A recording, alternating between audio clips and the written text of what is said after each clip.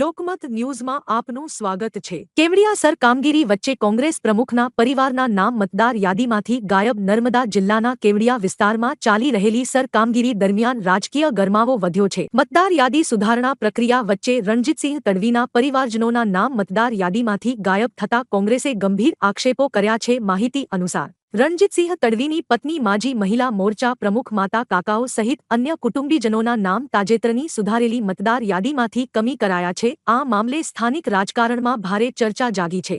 સાંડિયા ગામમાં કુલ 598 મતદારોમાંથી 97 નામો કાઢી નાખવામાં આવ્યા હોવાનું સામે આવ્યું છે। પરિણામે હાલ માત્ર 501 મતદારો જ યાદીમાં નોંધાયેલા છે। મોટી સંખ્યામાં નામો કાપાતા ગ્રામજનોમાં પણ અસંતોષની લાગણી ફેલાઈ છે। રણજીતસિંહ તડવીએ આક્ષેપ કર્યો છે કે સરકાર દ્વારા જાણી જોઈને કોંગ્રેસ સમર્થકો અને આગેવાનોને ટાર્ગેટ કરીને તેમના નામ મતદાર યાદીમાંથી દૂર કરવામાં આવી રહ્યા છે। તેમણે આ સમગ્ર પ્રક્રિયાની નિષ્પક્ષ તપાસની માંગ કરી છે। કોંગ્રેસ પક્ષે આ મામલે ઉચ્ચ સ્તરે ઉગ્ર રજૂઆતો કરી વહીવટી તંત્રની કામગીરી સામે સવાલો ઉઠાવ્યા છે। પક્ષના આગેવાનોનું કહેવું છે કે લોકશાહી પ્રણાલીમાં મતાધિકાર મૂળભૂત હક છે અને તેની સાથે કોઈપણ પ્રકારની ચેડા સહન કરવામાં નહીં આવે। હાલમાં વહીવટી તંત્ર તરફથી આ મુદ્દે સત્તાવાર પ્રતિક્રિયા પ્રાપ્ત થઈ નથી। જો કે મામલો રાજકીય રૂપ લેતા આગામી દિવસોમાં વધુ તીવ્ર બનવાની શક્યતા વ્યક્ત કરવામાં આવી રહી છે। દિનેશભાઈ તડવી બોલું ને મારા ગામ સાંઢિયામાં અમે કાલે યાદી મળી, મને મામલતદાર સાહેબ પાસેથી યાદી લઈને અમે ચેક કર્યું તો મારા ગામમાંથી 97 નામ નીકળી ગયા છે। એમાં 97 598 વોટિંગ છે, 97 નીકળી ગયા છે। એમાં મારા મમ્મીનું નામ પણ નીકળી ગયું, રમીલાબેન દિનેશભાઈ તડવી। મારા મિસેસનું નામ નીકળી ગયું છે, અંજીરાબેન તડવી। અને પછી મારા કાકા લોકો, મારા ભત્રીજાઓ, મારા ભાઈઓ, એમના કુલ બધા થઈને 20-25 જેવા નામ નીકળી ગયા છે।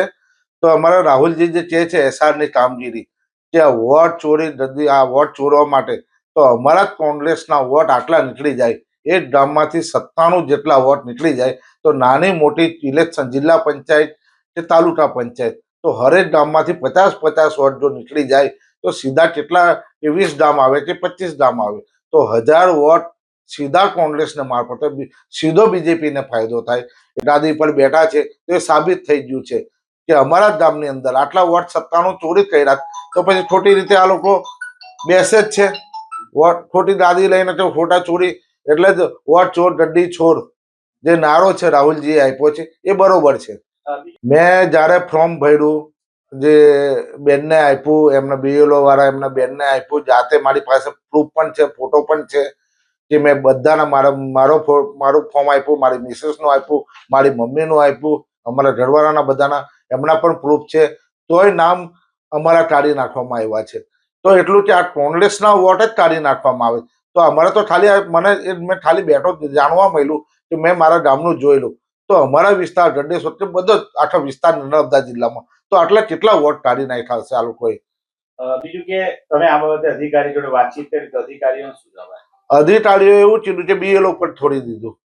મેં મામલતદાર સાહેબને વાત કરી, એમને વાત છે એમને વાત કરી ફોન પર કે મેં શું સાહેબ આવું કેવું થયું, તો તમને બીએલઓ નોટિસ બોટિસ નહીં આપી, તો બીએલઓ ના એમને એ લોકોએ માથા પર, સરકાર જ એમને ચડે છે, બીએલઓ નું ખાલી નામ છે, સરકાર તરફથી જ આ લોકો કાઢી નાખવામાં, અમારા કોંગ્રેસના વોટ કાઢી નાખવામાં આવ્યા છે। અમે હજુ આ બાબતે સોમવાર સુધીમાં બધાને આવેદન પત્ર આપીએ છીએ, રજૂઆત કરીએ છીએ, કલેક્ટરને પણ મળવાની વાત કરીએ છીએ, મામલતદાર સાહેબને આવેદન પત્ર આપવાની તૈયારી કરી છે સોમવારે।